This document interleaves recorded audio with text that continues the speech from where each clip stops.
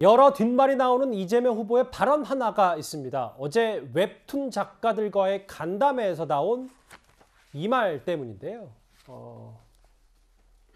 화면이 좀 준비가 될 겁니다. 그 오피스 누나, 어제 웹툰 작가들과의 간담회에서 이재명 후보가 오피스 누나 제목이 화끄는데요 라는 화끄는데요 혹은 뭐 화끈하다 뭐 여러 논란거리를 제기했던 이 발언, 어쨌든 오늘 야당의 집중 공세가 있었습니다.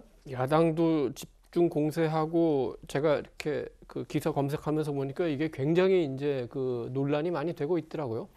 우선은 그 지금 웹툰 그 만드는 분들이 여당의 대선 후보를 초청하면서 거기서 어떤 그 성인문이란 이런 걸 보여줄 리는 없지 않습니까? 그래서 조금 그 이재명 후보가 너무 조금 그 오버한 측면은 있는 것 같습니다.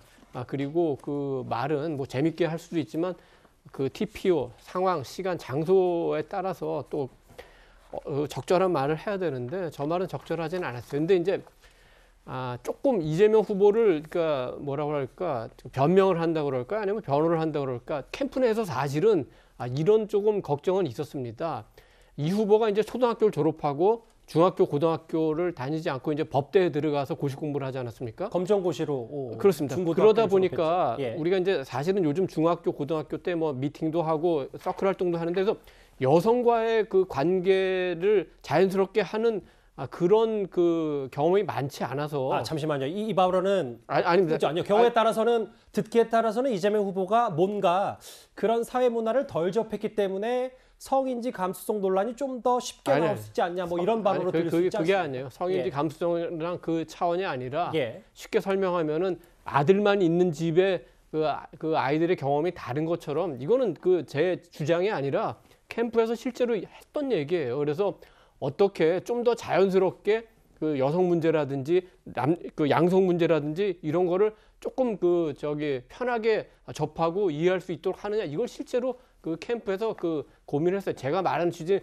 그래서 이재명 후보가 잘못됐어 이걸 얘기하는 게 아니에요. 그런 측면도 있다는 거를 이해할 측면이 있다, 이 말을 드리는 겁니다. 계속 제가 반대편을 써서 죄송합니다만, 또 이재명 후보도 당연히 배우자도 있고 부인도 있기 때문에 그 감수성 논란에 대해서 뭐 또 반대 생각을 갖고 계신 분도 있을 겁니다. 이게 왜 더 한 번 논란이 됐냐면, 김수민 변호사님, 한 언론사는 이재명 후보의 이 발언, 물론 뭐 이 웹툰 오피스 누나는 15세 관람가고 해당 내용이 꼭 성인분은 아닙니다. 다만 이재명 후보의 발언을 두고 한 언론사는 화끄는데, 비 언론사는 화끈한데, 결국은 이제 이 발언이 맞았다라고 다시 재배포하긴 했습니다만, 이것 때문에 좀 더 논란이 확대 재생산된 것 같아요.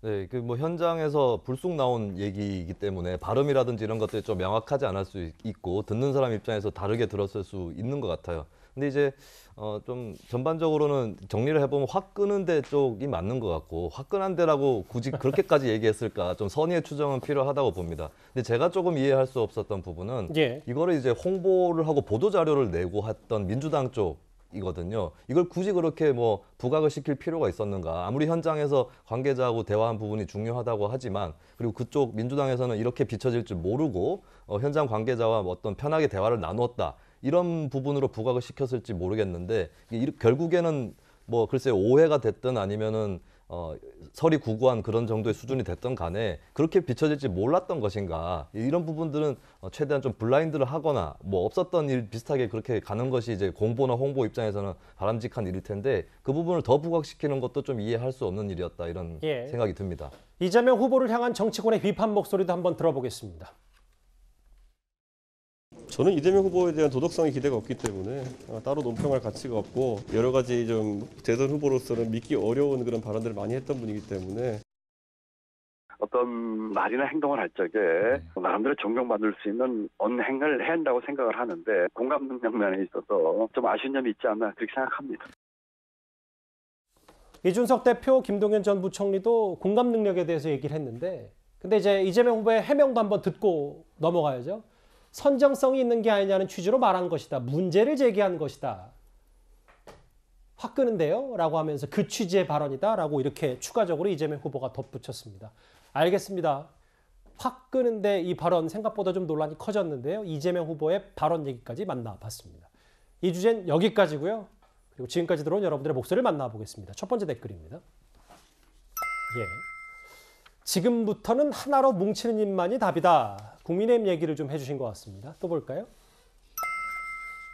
유동규 전 본부장, 측근 아닌데 어찌 그리 잘 알아요. 이혼 문제까지 이재명 후보에게 이런 말씀을 해주셨습니다. 또 볼까요? 유동규, 김만배, 남욱 다음엔 그분 구속이다. 그분, 예, 또 보겠습니다. 친형도 쳐내는 이재명 후보, 정진상 부실장은 상당히 청렴하고 신뢰감 있게 행동한 사람 같다라고 말씀을 해주셨고요. 마지막 댓글 보겠습니다.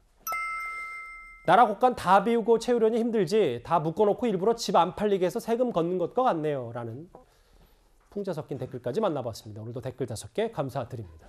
다음 주제, 어제에 이어 오늘도 청와대 논란거리 하나가 있습니다.